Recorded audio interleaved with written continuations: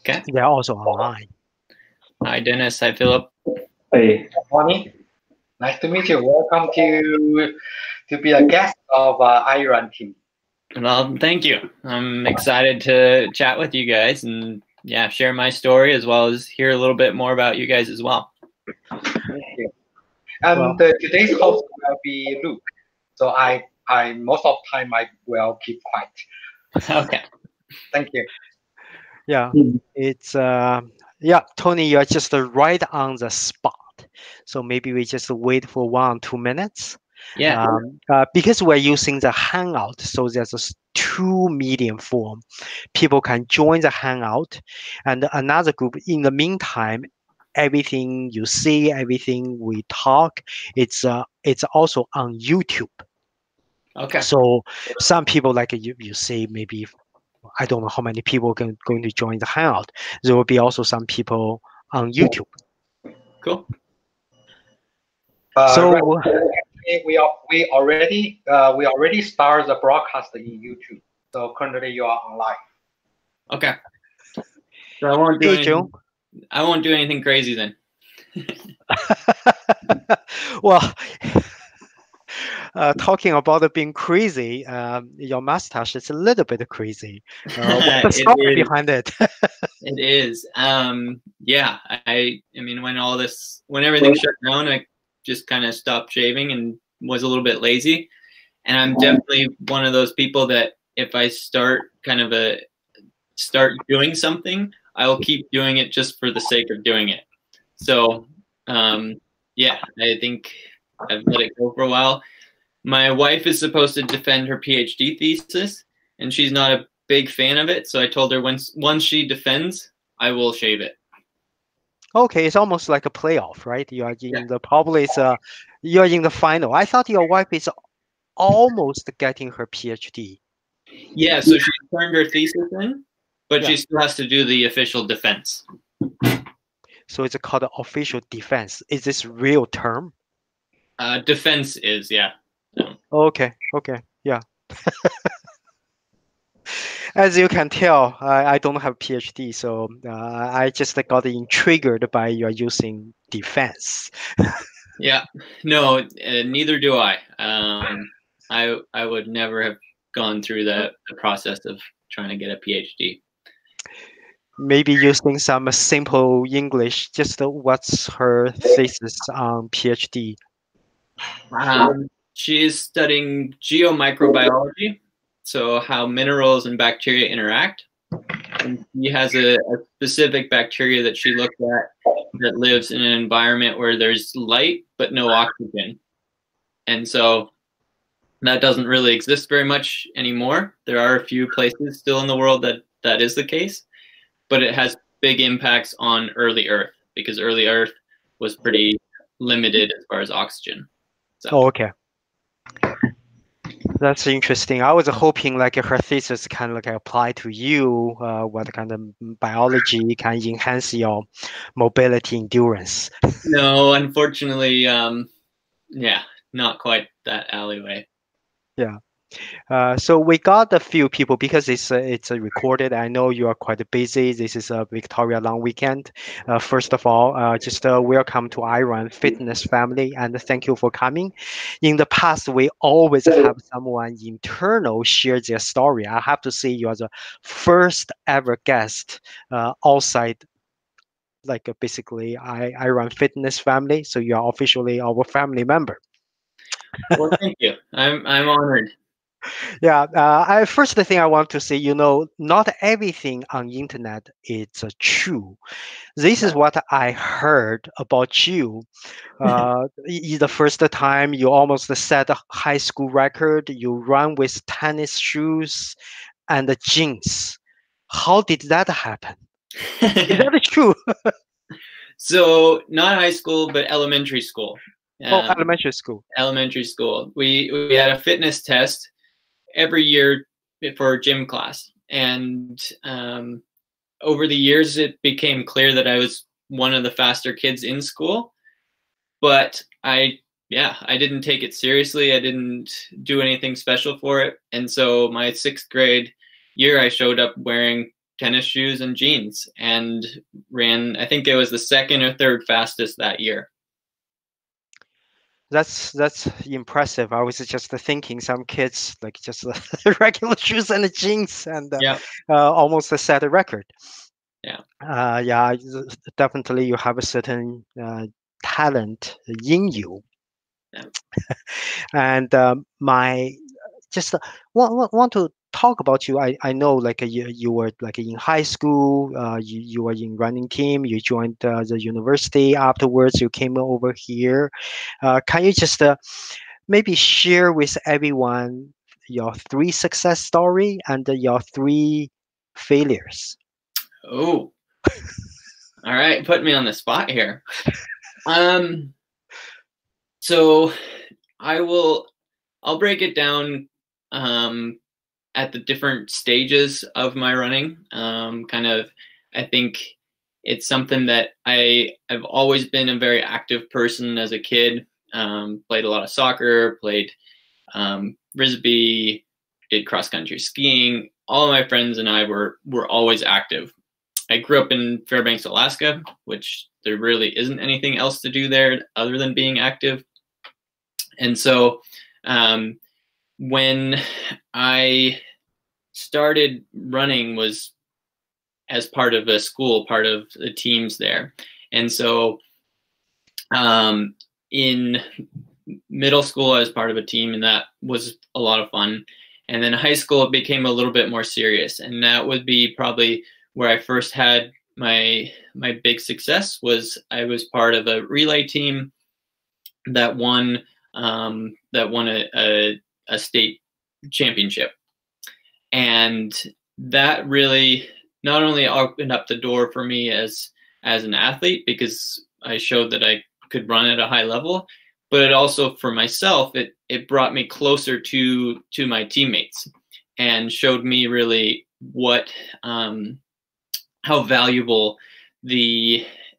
sport can be, not only in challenging yourself, but bonding you with other people.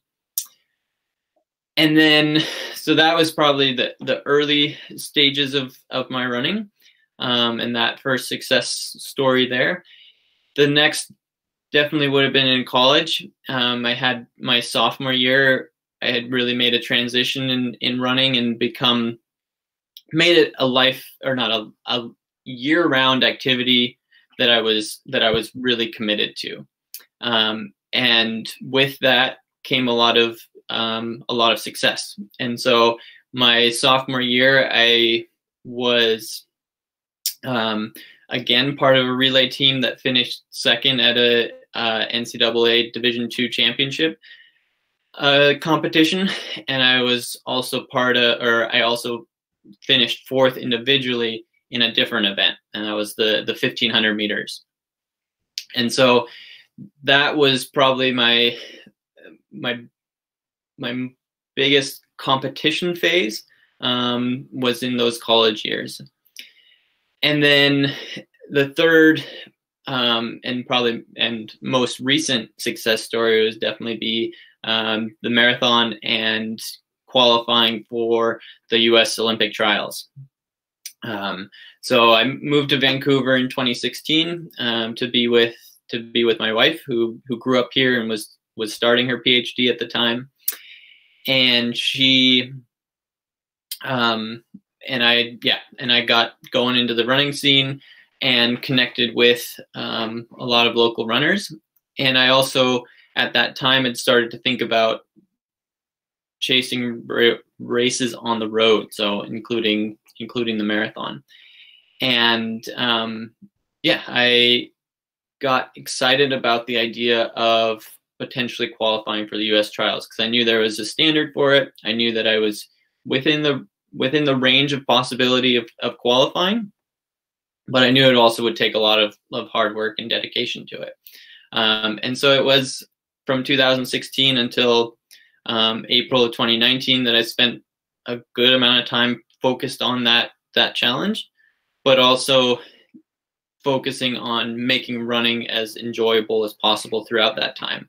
And I think that was probably the biggest thing that helped me be successful. Is I was yes, I was focused on the goal, but I wasn't, it didn't, if I had a bad workout, I didn't think the goal was going to be not achievable anymore. I was a little bit more mature, for lack of better words.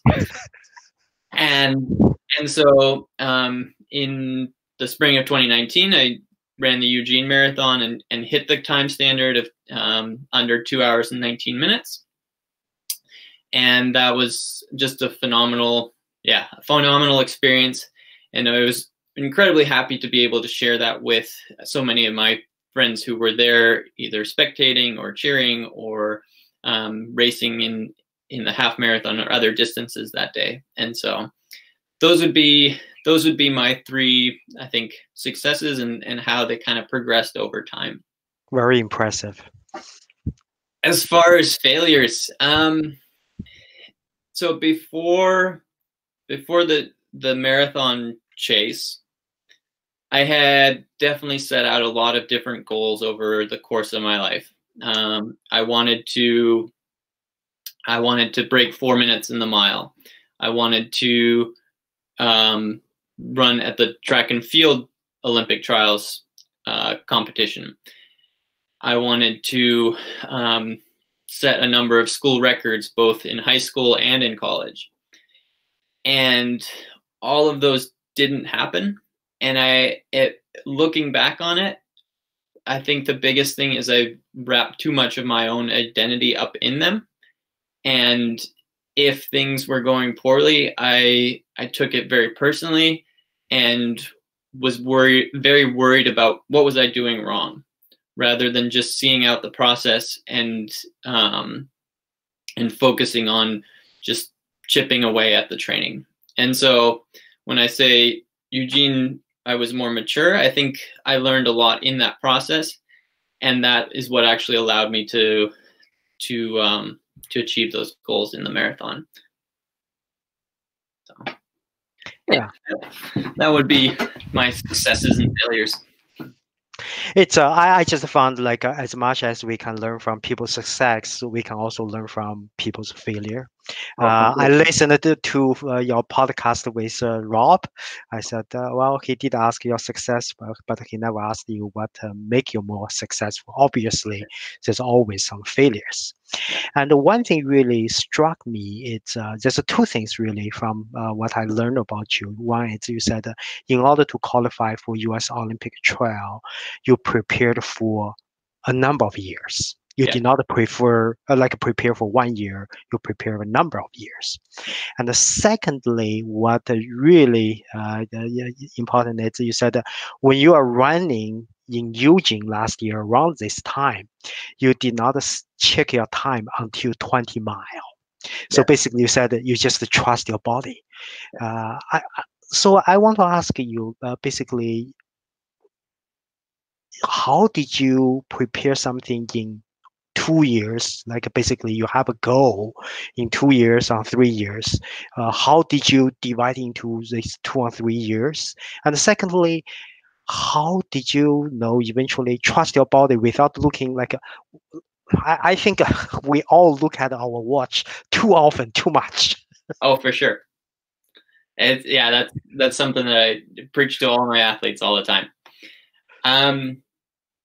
So yes, as far as the build itself and looking down the road, I'll start before that. I think all of my running experience in the past led me to be able to capitalize on that day. And so even though, yes, it was even a sub-cycle of 2 or 3 years to get to the marathon, I think a lot came from the years prior to that, whether it was fitness, whether it was experience, whether it was maturity, all those kinds of things all add up over the years. And so as far as the specific, very good. Oh, I see. As far as the specific block of training for that, I debuted in the marathon, which was kind of a funny story. I recognized at some point that I wanted to give it a go and I wanted to try and be competitive in it, but I was also getting older, for a runner. And so I decided I wanted to do it before I turned 30 years old. And so I just picked the race it happened to be the California International Marathon that was closest to my birthday of turning 30. And I said I was going to do it. And that experience went really well. And I was within 7 minutes of the standard, which is, at that level, it's a decent chunk, but it was still within the reason and possibility. And that's where I really then started to think, okay, if I put some energy and some time into this, it's something that could happen. And from there, it really just became, all right, I'm going to take a couple of different attempts at this, find some races over the next few years where I know that I can potentially run fast. But I, at the same time, just focused on all the races in between, all the day-to-day training, and just enjoyed running and surrounded myself with people that also enjoyed running. And so it was never I'm waking up every morning with this goal that is 3 years down the road in mind. But it was definitely just keep getting out there, keep enjoying running, and knowing that I can build on the success. The second part of the question was not being more in tune with your body than with your devices. So again, that's something for Sacramento. When I did my first marathon, I had splits every 800 meters. And so my watch would buzz at me and I'd look at it. And over time, I recognized, over the couple of years there, I recognized that it was a feedback loop that I was using as something that would become more stressful than it would actually be advantageous. And through that time, I was also, maturing, as I was saying, of learning that some workouts are just not going to be as good as others on paper, but your body's still going to absorb a lot of the work and condition itself appropriately. And so not to judge the workouts strictly based on the numbers at the end of it, but how your body felt going through the motions, and then as well as being able to recover afterwards. So throughout that time, I made this transition into paying less and less attention to my watch. And so as I did for workouts, I started to do that in races as well, where I would not look at what the last mile was. Yes, there's always going to be information that's out on course, and the marathon that I ran prior to Eugene, I was with the lead women in Berlin, and they had a car that was going right in front of us with a clock on it. And so I had no choice but to look at it. So, I mean, it's not like I did everything in my power not to look at it, but I just focused more on reading my internal signals. And so specifically in that build up to Eugene in that spring, so the races in April, from January on, I raced a lot. And every time I raced, I did not look at my watch until I crossed the finish line.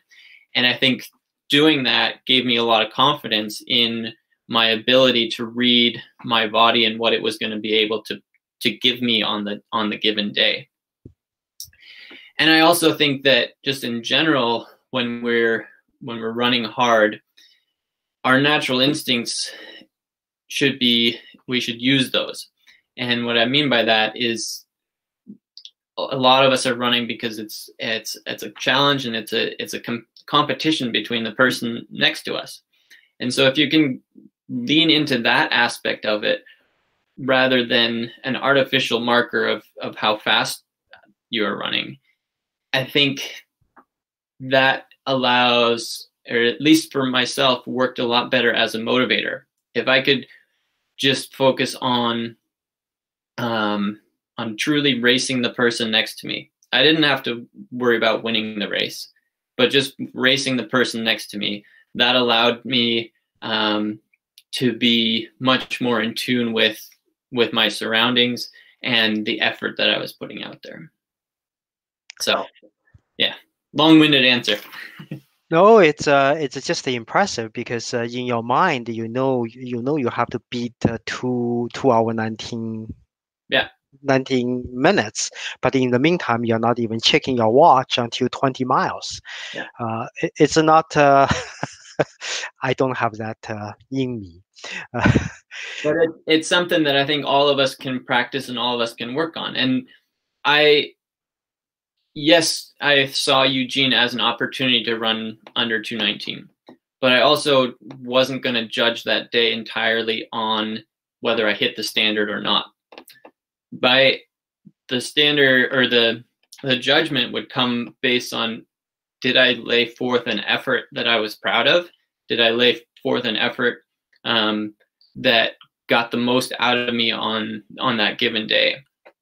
And I think with that kind of mentality, you can really, you don't limit yourself, and you also don't stress about whether or not the outcome is going to be there, because you can be much more just focused on that process. Trust the process. That's you always tell us. My last question relates to about the training. It's in Berlin you run 2:26, and in Eugene you run 2:18. So basically, in 7-8 months, you improved 7-8 minutes. You basically 8 minutes. Yeah. And what did you do? What did you adjust yourself after Berlin to basically improve 8 minutes? Because 8 minutes is quite a bit at your level. Yeah. So I think you have to take a big step back on that question. Yes, did the end result, was that 8 minutes faster? Yes. But was the fitness that I exhibited on either day, or was the fitness that I was capable on either day, was that truly 8 minutes apart? Probably not. I had a bad experience in Berlin. I was aggressive early on in the race and ended up struggling. I think a lot of us have been in that place where you just start to fade hard and your body's shutting down. And so I still believe that on the day of the Berlin race, I was capable of running. I still think I was capable of running 2:18. It just, for whatever reason it didn't happen.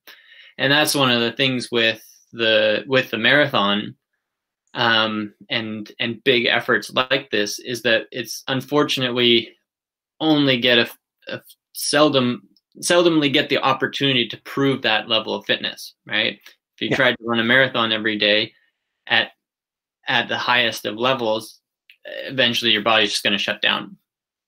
And so I think it's important to keep in mind that performances in running are not going to ever be linear in progression.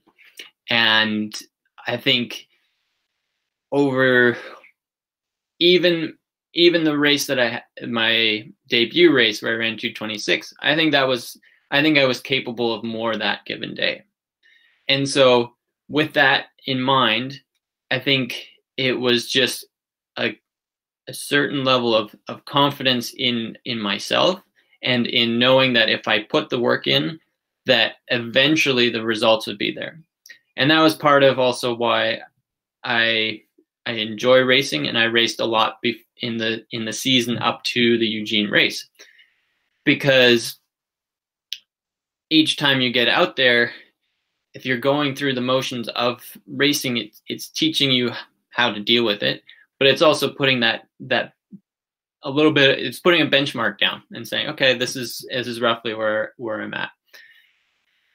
And so with those data points, I was able to then say, okay, I should be confident in my ability to challenge the standard of 2:19.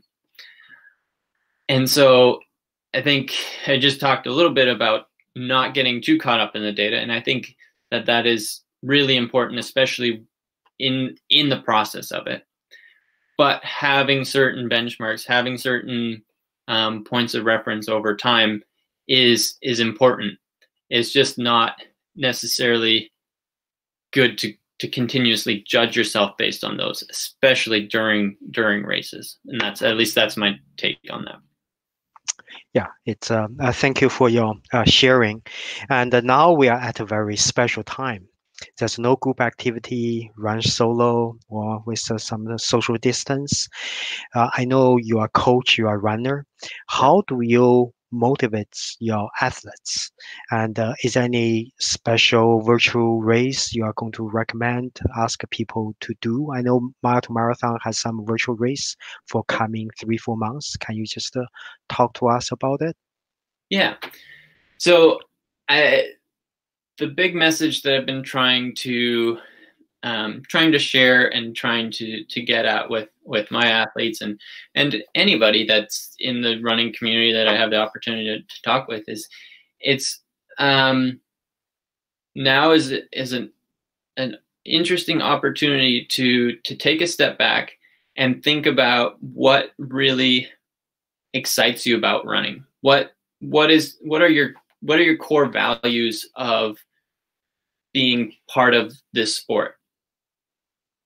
If you like the idea of challenging yourself and pushing your limits to the utmost, yes, then races were a perfect way of doing that. Well, unfortunately, we can't race right now. So what are other ways that you can push your limits to the utmost in order to achieve that same type of satisfaction and enjoyment of the sport? For myself, running has always been something that's very social. I enjoy being able to get out with my friends, have shared stories of long runs that have gone terribly wrong, or we've gotten lost on adventures. And so that social component of it has always been really important for me. So knowing that, I've leaned into different social medias, whether it's Strava, whether even Instagram for my Strava art, which I know we're going to talk about in a little bit. But it's a way.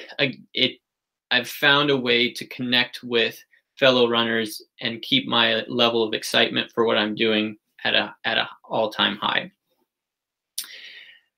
I also like the adventure side of it. I think some people purely like going out for a run, not knowing what's going to happen with it, and being surprised or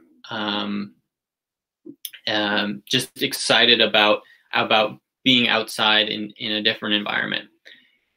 And so again, for that, there's opportunities to go out and explore new areas of running, whether that's new trails, new roads, those kinds of things. So fundamentally, I think right now the most important thing is take a second to recognize why you like this sport. Maybe that means taking a look back at why you started in the first place. And then if you can identify that, then take the details of, all right, these are some things that might target on that. These are some things that might help me achieve the same type of enjoyment while we are not able to do the races or the group workouts that we're used to.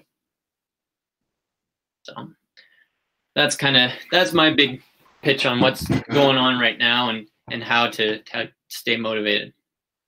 Yeah, So thank you, and that's a great segue. You talked about Instagram, your Strava arts. Yeah. I'm just going to present to everyone what you have done. I know you did more than these 4. So on the screen, I thought I was presenting.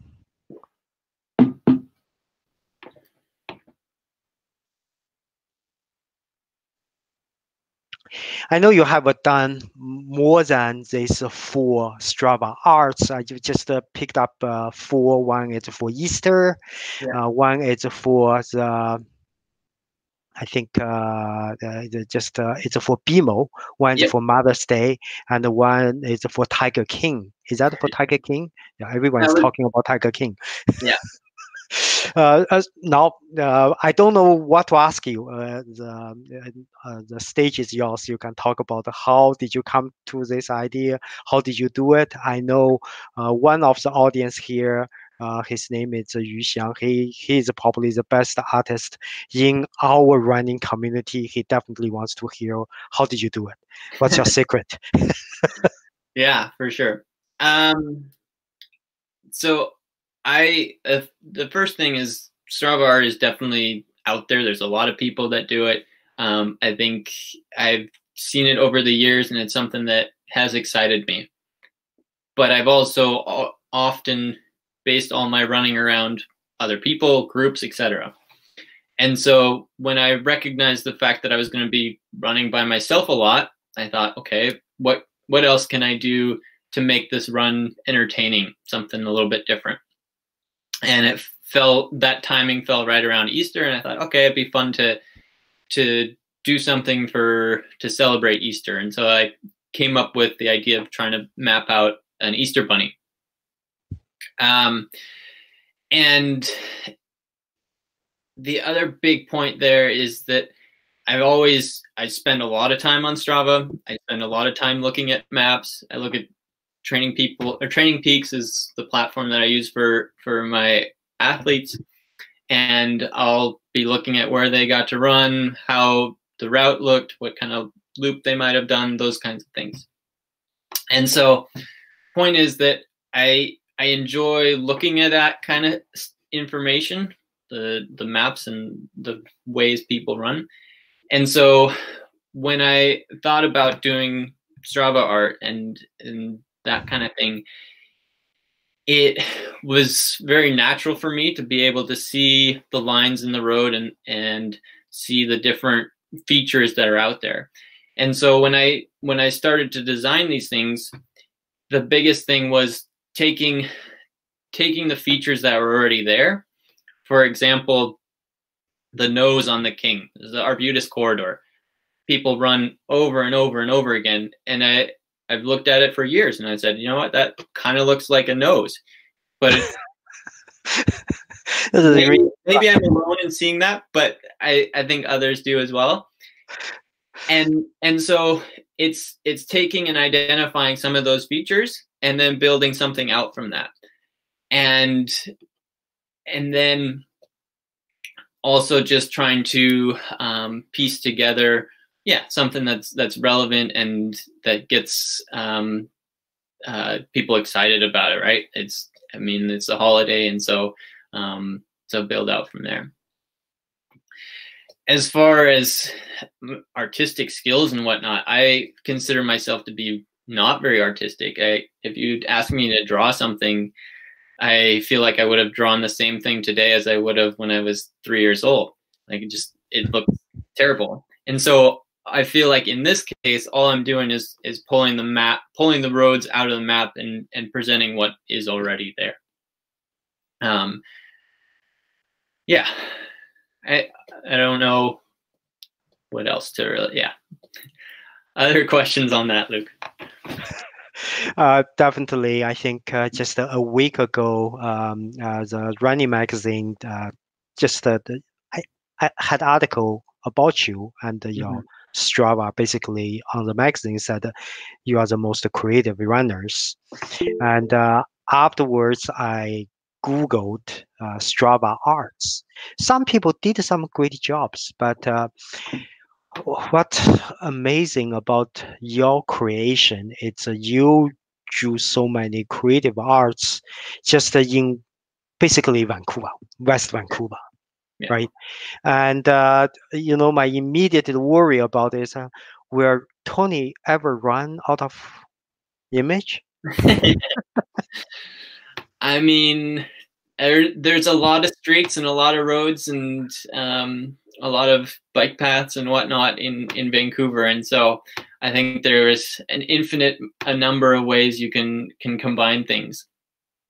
So yeah, it's just continuing to identify those unique features, right? Not just the normal grid of square blocks, but being able to find some of the curves and other things that you can use to really bring out the image, and then being able to build around that. So in terms of tools, do you just use a Strava Arts? Do you use a Google Map? Are you also talking about the Training Peak? Yeah, so primarily what I'll do is I will use the route builder feature within Strava, and again, I've seen all these roads, all these streets, paths, whatever, so many times before, and so if I see something, then I know. So I'll then use the route builder to start with whatever feature I think might look like something. So again, starting with the nose there of the king, and from there, just proportionally sizing things out and knowing that I can, just kind of fiddle around until something looks reasonably well. And so as long as you can tie together enough big features that really look like something, then the rest of the image comes together and people are able to recognize it. But yeah, it's a decent amount of time just fiddling around on the route builder feature and dragging the line back and forth. And then once I have it to a decent shape, that's when I will go out and I'll make sure certain parts of it that I can actually run there and that it's not just a closed road or a construction zone or something like that. And so I'll test it out a little bit before, but when I head out on the day that I'm going to actually do the piece, that's the first time that I complete the entire image. And this is almost like you cannot make mistake because there's no way you say, okay, I drew a line too long, or I can go back to erase it. It's not like a painting. It's almost like a sculpture. Basically, you do it. That's it. So do you? I basically, do you follow some rules? I know your wife is always with you. Does she give you some direction? Yeah, so the Easter Bunny I did pretty much off memory. So I mapped it out. Really? Wow. And because I run all those streets so frequently, I knew pretty much turn by turn where it went. So I had it all in my head. As the images have gotten more complex, I have started to write it out on a piece of paper and just making sure that I know, okay, turn at 7th Avenue instead of 9th Avenue, or whatever the small detail might be. Now, yes, Kate is on the bike next to me, and she does have a map of it. But I think, to my earlier point, like I've always felt very adventurous in running, and I like the navigating and that kind of stuff. And so using that, I guess, skill in the running and actually being able to process, okay, right now I'm going around the eye, or right now I am painting out this flower. And so I definitely have, I definitely pay attention to what I'm doing and not just, oh yeah, turn left, turn right, turn left, that kind of thing. And so, yeah, I think there's always a little bit of a worry of like, oh, going the wrong way on something. As a matter of fact, last weekend, the second turn I was supposed to take, I was probably still asleep. I missed it, and so I had to restart, which, I mean, I had to run an extra 3 minutes. It wasn't a big deal. I'm just glad I didn't do that at mile 10 or kilometer 16. So, yeah, I mean, it's fun, it's engaging, and it gives you a purpose for the run. And part of it too is I like doing them as part of my long run. So there's enough time and enough distance to make some detail and to keep them exciting. Yeah, I know definitely. Every Sunday, I'm just looking at my Strava. I said, "What's Tony's artwork today?" That's great. Now we want to come to the show and the tell time. Okay. I know. Maybe do you want to tell us how did you get that pairs of shoes? How do you feel about it? Yeah, so it's interesting. So I have them here because you told me to bring them. A pair of the Alphaflys. They were at the U.S. Olympic trials for the marathon. They were giving these away to anybody that was participating, and a lot of people wore them in the race. I personally didn't because I listened to my own advice of not wearing a new pair of shoes for the first time in a race. But since then, I have used them for a number of workouts and runs. And personally, I think, yeah, they're an upgrade from the previous model, from the Next Percent. One of the features I personally like about them is the toe box is a little bit wider. The other ones always kind of were really narrow on my forefoot, but that's my foot. As far as the advancement, it seems to be drastic. I mean, you feel higher off the ground. They feel like you get even better return.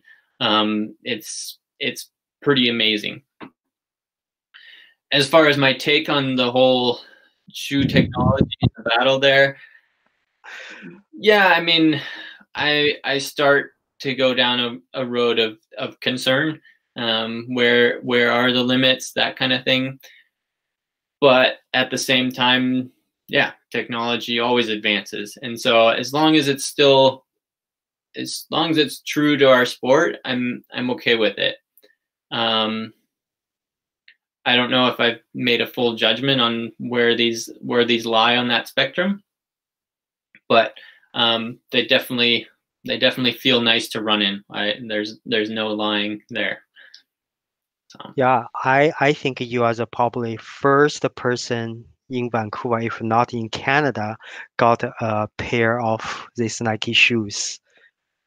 Yeah, I wonder. I assume there's a few others that have them out there, but because they've been amongst the elites or within like Nike, Nike sponsor and that kind of thing. Like they've tested these things quite a bit, and so that was something that was a little bit concerning going into trials, is that the shoe would capture more of the story than the individual runner. But I mean, fortunately, if you look at the men's and women's races, it wasn't a clean sweep by Nike athletes by any means. And so, and yeah, now unfortunately, or whatever, like a lot of the storylines from that have been diminished just by the fact that we are no longer racing. Okay, that's great. And I saw already people started asking questions. I also got some questions before this meeting. Yeah. So I just want to ask you some questions. The first question coming from a seasoned runner. He said, how do you warm up for 5K, 10K, half marathon, and marathon, respectively? Yeah, I think that's a great question. I like to keep it simple, and my warm-up routine for all of those is gonna be pretty similar. Now, the biggest difference is depending on the length of the race, it might have a little bit shorter or longer warm-up. So for a 5K, it's probably going to be my longest warm-up, especially relative to the race. But it's still probably not going to be more than 20 minutes of easy running, doing some drills, doing some strides, just getting my body loose. For a marathon, it's probably down to 5 to 10 minutes of easy running, and still going through those same drills and strides type motions. The most important thing for me as far as the warm-up goes is having a routine that you're comfortable with and that you can easily execute. And so what I mean by that is knowing, all right, 45 minutes before the start is when I'm going to head out the door. I know that I'm going to run first, then I'm going to find a washroom, find my water bottle, going to change my clothes or whatever. Then I'm going to do my drills and strides, and then I'm going to have a little bit of last minute water before I head to the start line. And so the more natural that everything becomes on race day, the more comfortable you are, and the more you're able to just relax. There's enough stimulus, there's enough nerves that's going on race day. Don't try to overcomplicate it by thinking, oh, I have to do this perfect routine and I have to do exactly what I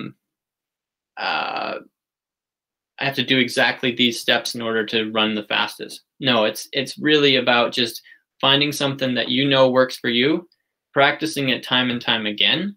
I think one of the big things that I preach to a lot of my athletes is let's do races frequently, because the more times you go through the motions, the more comfortable you are. And so it's the same thing with the warm-up. The more times you warm up for a race, the more prepared you'll be come your goal race day. And yeah, I think that's my big key on warming up for races. Thank you. And I'm going to combine someone else's second and third question together. It's what kind of cross training do you do regularly?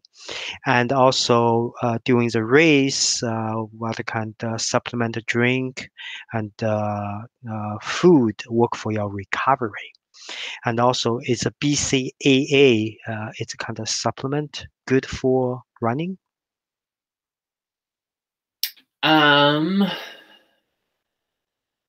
Sorry, can you repeat the first part of that question? First one is cross training. Right. So I'll just jump in the cross training. I don't do a whole lot. When I have injury issues, I definitely will spend some time aqua jogging. I will occasionally jump on the bike, that kind of thing. Especially when I've been injured in times when I've been very focused on it, then aqua jogging becomes my go-to. And I think partly because it's the most similar to running. And even though I don't like swimming, I don't like being in the pool, it's still it's still my favorite activity as far as cross training goes. I do try to do good regular strength routines. I think it's something that I missed out on when I was younger. And so it doesn't feel as natural, but over the years, I've recognized how important it is, and not only to help you be more powerful, but to become more resilient and avoid as many injury issues. So I think as far as cross training goes, strength is the biggest key, and then just finding the activity. If you need to do additional aerobic work, finding the activity that you enjoy the most. Sure. And the next one is food and drink. We know, based on the knowledge, you like chicken and rice before the race. Yeah. And after race for recovery, normally what kind of food, supplements? It's BCAA. Any comment about it? Yeah, I generally am not too picky about things. I think that I think as far as picking, my biggest thing with nutrition is just having a good, well-balanced diet all the way around.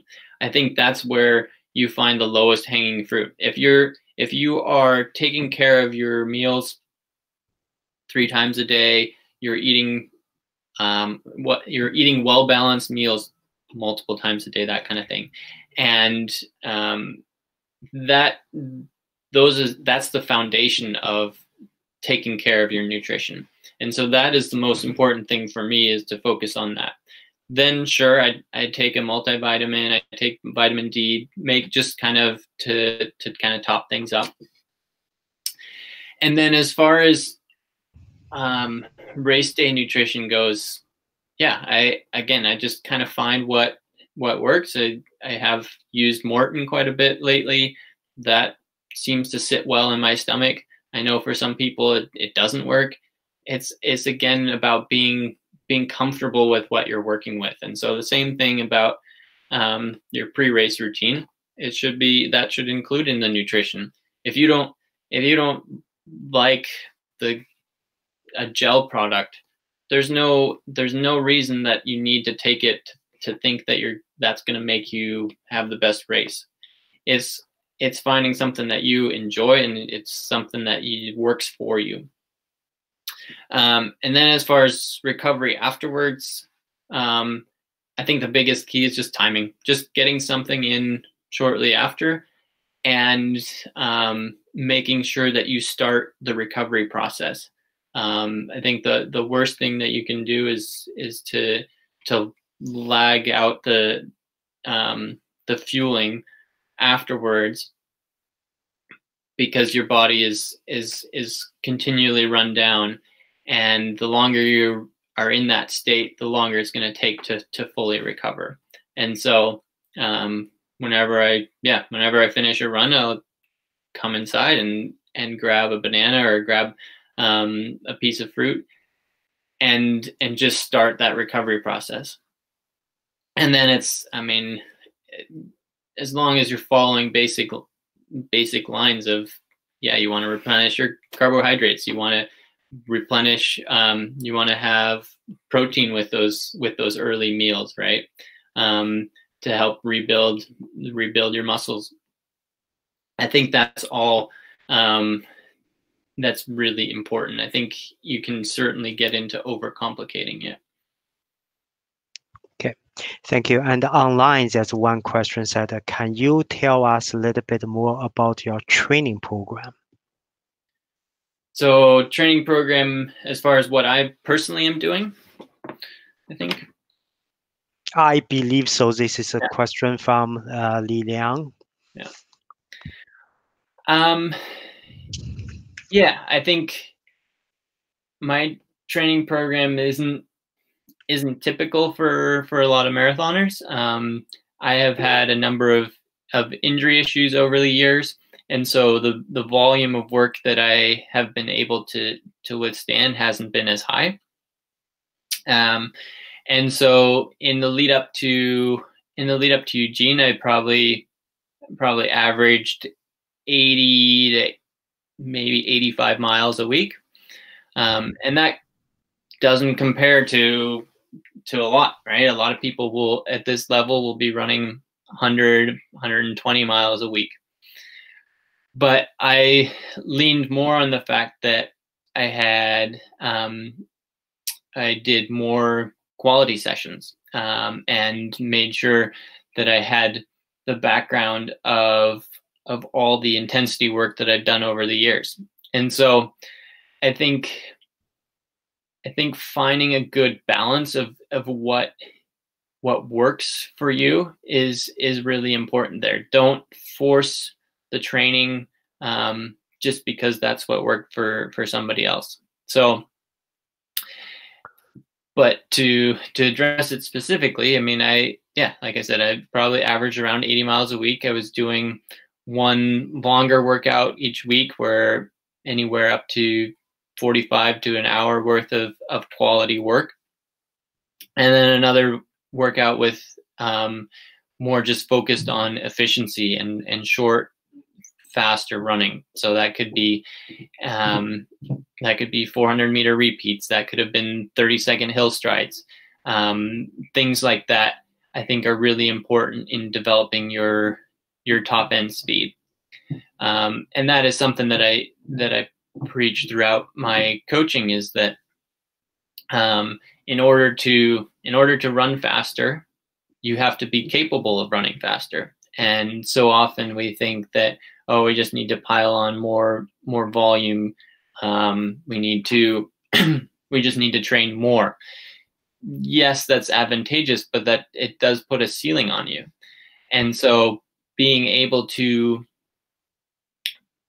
really challenge how fast your body can move and how efficiently it can move quickly, that will have big improvements in your ability to run fast over any distance, whether that's over the marathon distance, whether that's over a 5K. That's all really, really important. Thank you. That's very helpful. And I got another question who someone emailed me earlier, said he mentioned that it's a super long run, very important for marathon training. I believe when he talked about the super long run, he's talking about, I know some people running even 50K for marathon training. Yeah. Someone said that you need to train 42K. If you do not run 42K, how do you know you can run 42K? Right.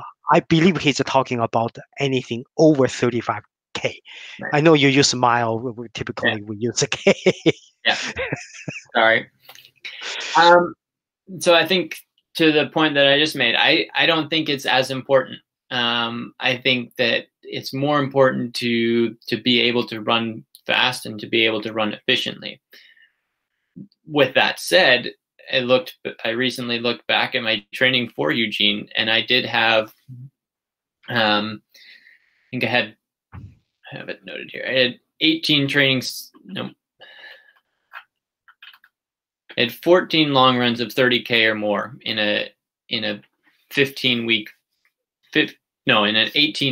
cycle. And so that's pretty much every three out of every 4 weeks I was doing 30+K. Now, I think stacking those up over time is what allows your body to tolerate running for that period of time.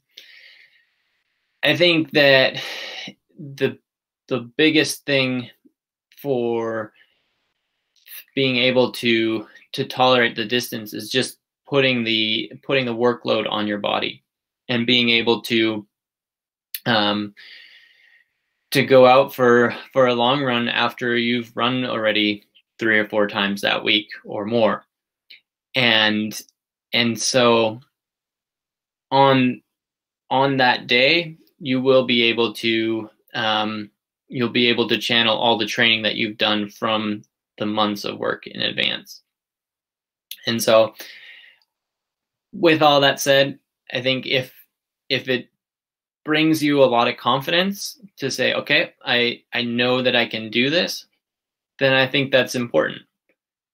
And so I think that's that's a big part of any training plan or program, is being confident in it and being confident in what you've done, because that will allow you to get to the start line and say, you know what, I can do this. I'll be ready to run fast over that given distance. And so, yeah, I think that kind of is my answer on all of that. So basically, should people run 40K, 50K? It really depends on this person's training schedule. We look at holistically, not just to say right. one of them.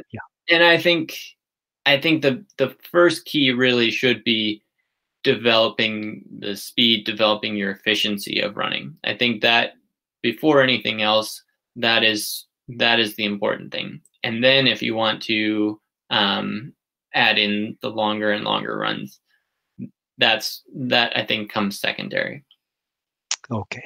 And just curious, what's your longest run in those 14 long runs over 30K? What's your longest run? I think I got to 36 or 37. Yeah. K, not a mile, right? Okay. Yeah. Okay. It's got another question online. Just said that you mentioned about doing some drills and the strides before going out for a run.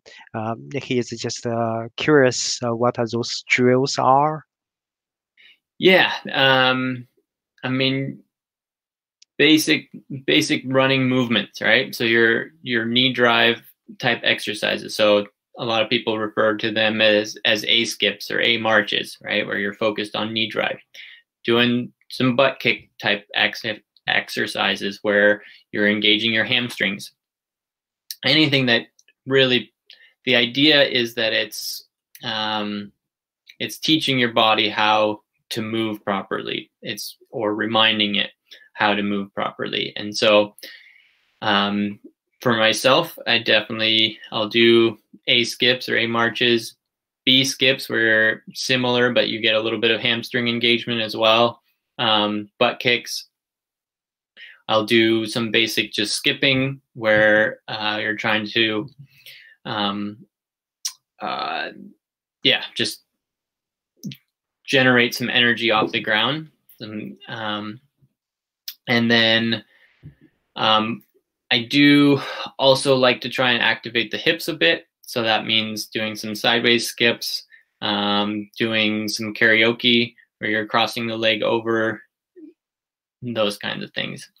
And then strides are just, the short accelerations, anywhere from 10 to 15 seconds and taking a little bit of a break and catching your breath and going again. And again, I'd like to do the strides after the drills. The drills are there to, like I said, program how the body is supposed to move, and then you immediately implement that with the strides as that reminder of like, okay, this is how I'm supposed to run quickly.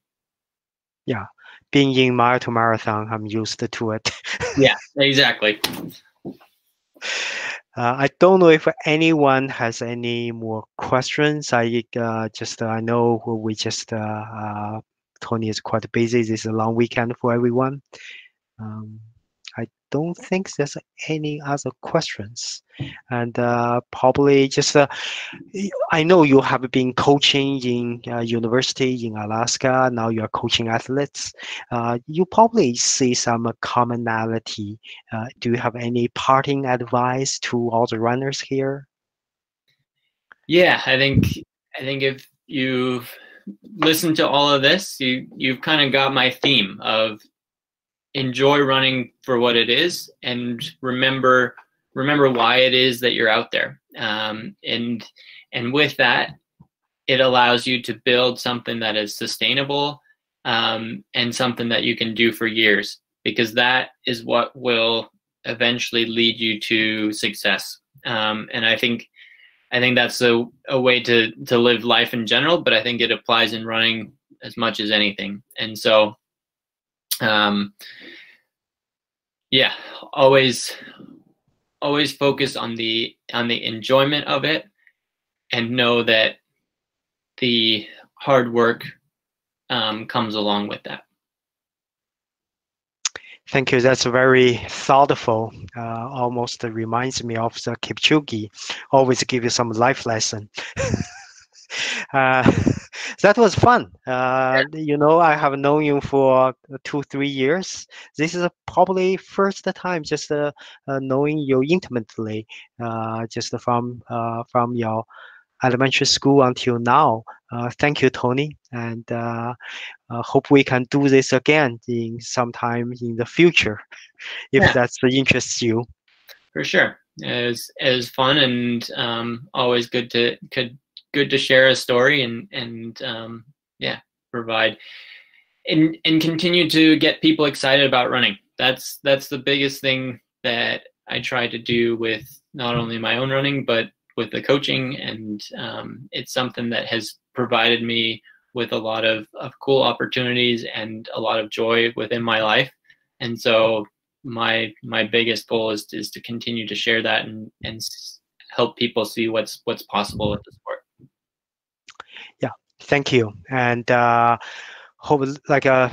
you again for your time and also advice. Good luck to you tomorrow. I'm sure there's another piece of art coming tomorrow, and good. There is, and for anybody that's still listening, we may even be able to follow along online.